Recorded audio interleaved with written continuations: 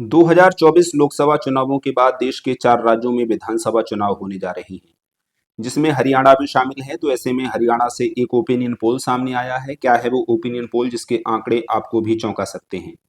तो जिलेवार आंकड़े बताने से पहले आपको बता दें कि हरियाणा में विधानसभा की 90 सीटें हैं, जिसमें से किसी भी पार्टी को पूर्ण बहुमत की सरकार बनाने के लिए 46 सीटों की जरूरत होती है। तो आइए सबसे पहले हम बात करते हैं फरीदाबाद की। फरीदाबाद में विधानसभा की 6 सीटें हैं। अगर बीजेपी की बात की जाए तो बीजेपी के खाते में फरीदाबाद डिस्ट्रिक्ट से 2 सीटें जाने का अनुमान है। तो वहीं कांग्रेस पार्टी के खाते में 3 सीटें जाती हुई दिखाई दे रही हैं। वहीं अगर आम आदमी पार्टी की बात करें तो आम आदमी पार्टी के खाते में फरीदाबाद से कोई भी सीट जाने का अनुमान नहीं है। वहीं अन्य के खाते में एक सीट जाती हुई दिखाई दे रही है। उसके बाद हम बात करेंगे अगले जिले की। अगला जिला है पलवल। पलवल में विधानसभा की 3 सीटें हैं, जिसमें से बीजेपी के खाते में कोई भी सीट जाने का अनुमान नहीं है। अगर कांग्रेस पार्टी की बात करें तो कांग्रेस पार्टी के खाते में पलवल से 3 की 3 सीटें जाने का अनुमान है। वहीं अगर आम आदमी पार्टी और अन्य की बात करें तो इनके खाते में कोई भी सीट जाने का अनुमान नहीं है। अगला जिला है नूह। नूह में विधानसभा की 3 सीटें हैं। अगर बीजेपी की बात की जाए तो बीजेपी के खाते में नूह से कोई भी सीट जाने का अनुमान नहीं है। अगर कांग्रेस पार्टी की बात करें तो कांग्रेस के खाते में नूह से 3 सीटें जाने का अनुमान है। तो वहीं आम आदमी पार्टी के खाते में कोई सीट जाने का अनुमान नहीं है। अगर अन्य की बात करें तो अन्य के खाते में भी नूह से कोई सीट जाने का अनुमान नहीं है। अगला जिला है गुरुग्राम। गुरुग्राम में विधानसभा की 4 सीटें हैं। बीजेपी के खाते में यहां से 2 सीटें जाने का अनुमान है। तो वहीं कांग्रेस पार्टी के खाते में भी 2 सीटें जाती हुई दिखाई दे रही हैं। या यूं कहीं कि गुरुग्राम में बीजेपी और कांग्रेस के बीच कड़ा मुकाबला है। तो ऐसे में आम आदमी पार्टी और अन्य की बात करें तो गुरुग्राम से अन्य के और आम आदमी पार्टी के खाते में कोई सीट जाने का अनुमान नहीं है। उसके बाद हम बात करेंगे रेवाड़ी की। रेवाड़ी में विधानसभा की 3 सीटें हैं। अगर बीजेपी की बात की जाए तो बीजेपी के खाते में रेवाड़ी से 2 सीटें जाने का अनुमान है। वहीं अगर कांग्रेस की बात करें तो कांग्रेस के खाते में रेवाड़ी से 1 सीट जाती हुई दिखाई दे रही है। अगर आम आदमी पार्टी की बात करें तो आम आदमी पार्टी के खाते में यहाँ से कोई भी सीट जाने का अनुमान नहीं है। अगर अन्य की बात की जाए तो अन्य के खाते में भी रेवाड़ी से कोई सीट जाने का अनुमान नहीं है। अगला जिला है महेंद्रगढ़। महेंद्रगढ़ में विधानसभा की 4 सीटें हैं, जिसमें से बीजेपी के खाते में 2 और कांग्रेस पार्टी के खाते में भी 2 सीटें जाने का अनुमान है। वहीं अगर आम आदमी पार्टी की बात करें तो आम आदमी पार्टी के खाते में महेंद्रगढ़ से कोई भी सीट जाने का अनुमान नहीं है। वहीं अगर अन्य की बात की जाए तो अन्य के खाते में भी यहाँ से कोई सीट जाती हुई दिखाई नहीं दे रही है। उसके बाद हम बात करेंगे हिसार की। हिसार में विधानसभा की 7 सीटें हैं, जिसमें से बीजेपी के खाते में 2 सीटें जाने का अनुमान है। तो वहीं कांग्रेस पार्टी के खाते में 3 सीटें जाने का अनुमान है।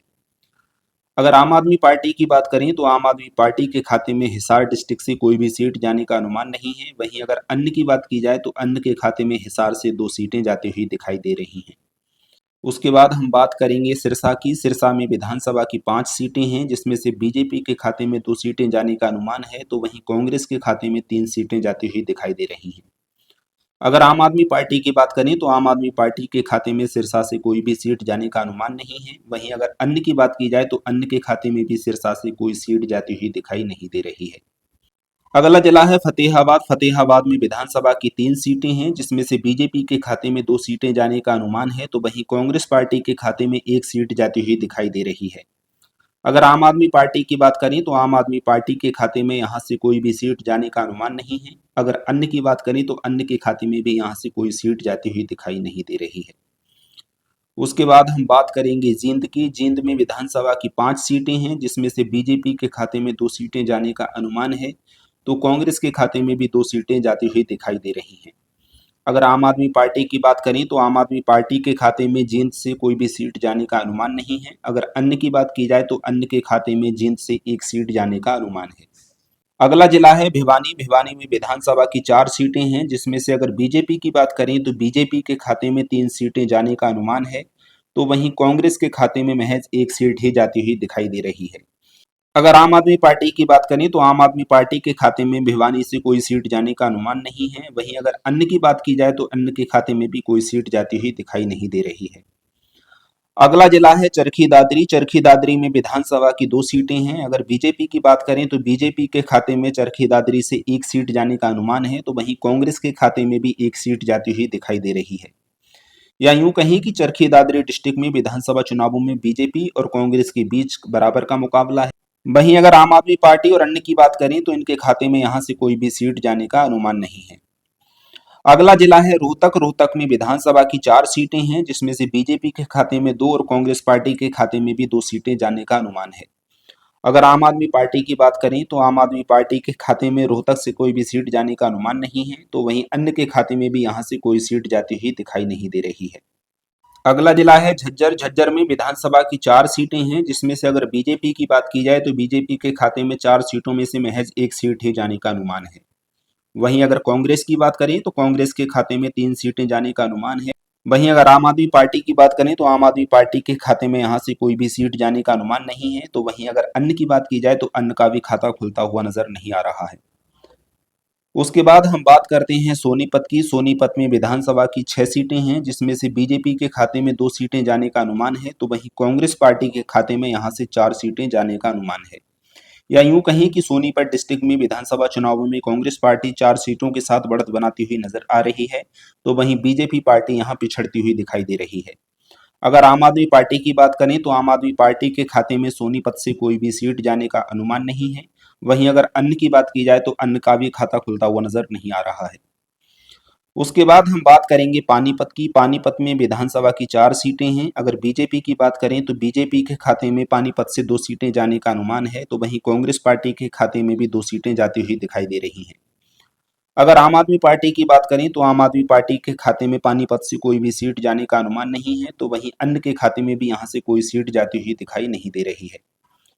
अगला जिला है करनाल। करनाल में विधानसभा की 5 सीटें हैं, जिसमें से बीजेपी के खाते में 2 सीटें जाने का अनुमान है, तो वहीं कांग्रेस पार्टी के खाते में भी 2 सीटें जाती हुई दिखाई दे रही हैं। अगर आम आदमी पार्टी की बात करें तो आम आदमी पार्टी के खाते में करनाल डिस्ट्रिक्ट से कोई भी सीट जाने का अनुमान नहीं है। वहीं अगर अन्य की बात करें तो अन्य के खाते में यहां से 1 सीट जाने का अनुमान है। उसके बाद हम बात करेंगे कैथल की। कैथल में विधानसभा की 4 सीटें हैं। अगर बीजेपी की बात करें तो बीजेपी के खाते में कैथल डिस्ट्रिक्ट से 1 सीट जाने का अनुमान है। तो वहीं कांग्रेस पार्टी की बात करें तो कांग्रेस पार्टी के खाते में 2 सीटें जाती हुई दिखाई दे रही हैं। अगर आम आदमी पार्टी की बात करें तो आम आदमी पार्टी के खाते में कैथल डिस्ट्रिक्ट से कोई भी सीट जाने का अनुमान नहीं है। वहीं अगर अन्य की बात की जाए तो अन्य के खाते में यहाँ से 1 सीट जाने का अनुमान है। उसके बाद हम बात करेंगे अगले जिले की। अगला जिला है कुरुक्षेत्र। कुरुक्षेत्र में विधानसभा की 4 सीटें हैं। अगर बीजेपी की बात करें तो बीजेपी के खाते में कुरुक्षेत्र से 2 सीटें जाने का अनुमान है, तो वहीं कांग्रेस के खाते में महज 1 सीट ही जाती हुई दिखाई दे रही है। अगर आम आदमी पार्टी की बात करें तो आम आदमी पार्टी के खाते में कुरुक्षेत्र से कोई भी सीट जाने का अनुमान नहीं है। वहीं अगर अन्य की बात की जाए तो अन्य के खाते में यहाँ से 1 सीट जाने का अनुमान है। अगला जिला है यमुनानगर। यमुनानगर में विधानसभा की 4 सीटें हैं। अगर बीजेपी की बात की जाए तो बीजेपी के खाते में यमुनानगर से 2 सीटें जाने का अनुमान है, तो वहीं कांग्रेस पार्टी के खाते में भी यमुनानगर से 2 सीटें जाती हुई दिखाई दे रही हैं। या यूं कहें कि यमुनानगर डिस्ट्रिक्ट में विधानसभा चुनावों में बीजेपी और कांग्रेस के बीच बराबर का मुकाबला है, तो वहीं आम आदमी पार्टी और अन्य के खाते में यहां से कोई भी सीट जाने का अनुमान नहीं है। अगला जिला है अंबाला। अंबाला में विधानसभा की 4 सीटें हैं। अगर बीजेपी की बात करें तो बीजेपी के खाते में 2 सीटें जाने का अनुमान है, तो वहीं कांग्रेस पार्टी के खाते में 2 सीटें जाती हुई दिखाई दे रही हैं। या यूं कहें कि अंबाला जिले में विधानसभा चुनावों में बीजेपी और कांग्रेस के बीच बराबर का मुकाबला है, तो वहीं आम आदमी पार्टी और अन्य के खाते में अंबाला से कोई भी सीट जाने का अनुमान नहीं है। उसके बाद हम बात करते हैं पंचकूला की। पंचकूला में विधानसभा की 2 सीटें हैं, जिसमें से अगर बीजेपी की बात करें तो बीजेपी के खाते में 1 सीट जाने का अनुमान है, तो वहीं कांग्रेस पार्टी के खाते में भी 1 सीट जाती हुई दिखाई दे रही है। अगर आम आदमी पार्टी की बात करें तो आम आदमी पार्टी के खाते में पंचकूला से कोई भी सीट जाने का अनुमान नहीं है, तो वहीं अगर अन्य की बात की जाए तो अन्य के खाते में भी यहाँ से कोई सीट जाती हुई दिखाई नहीं दे रही है। अब हम बात करते हैं कि विधानसभा चुनावों में हरियाणा में किस पार्टी को कितनी सीटें मिल रही हैं। तो आपको बता दें कि कुल 90 सीटों में से बीजेपी के खाते में 37 सीटें जाने का अनुमान है, तो वहीं कांग्रेस पार्टी पूर्ण बहुमत यानी 46 सीटों के साथ पूर्ण बहुमत हासिल करती हुई नजर आ रही है। तो हम फाइनली सीटों की बात करें कि हरियाणा की कुल 90 सीटों में से किस पार्टी के खाते में कितनी सीटें जा रही हैं, तो आपको बता दें कि बीजेपी के खाते में 37 सीटें जाने का अनुमान है, तो वहीं कांग्रेस पार्टी के खाते में यानी पूर्ण बहुमत यानी कांग्रेस पार्टी को पूर्ण बहुमत मिलता हुआ दिखाई दे रहा है, यानी कांग्रेस पार्टी के खाते में 46 सीटें जाती हुई दिखाई दे रही हैं। अगर आम आदमी पार्टी की बात करें तो आम आदमी पार्टी के खाते में यहाँ से कोई भी सीट जाने का अनुमान नहीं है। अगर अन्य की बात की जाए तो अन्य के खाते में हरियाणा की कुल 90 सीटों में से 7 सीटें जाने का अनुमान है। तो आपको बता दें कि ये अनुमानित आंकड़े हैं, वो तो चुनाव होने पे नतीजे जब सामने आएंगे तो क्लियर हो पाएगा कि किस पार्टी की बनेगी सरकार। लेकिन जिस तरीके से ओपिनियन पोल के आंकड़े जिस तरीके से सामने आए हैं, उसको देखते हुए लगता है कि कांग्रेस पार्टी पूर्ण बहुमत हासिल करती हुई नजर आ रही है। ऐसे ही और अधिक चुनावी अपडेट के लिए जुड़े रहिए लोकसभा न्यूज 24 के साथ।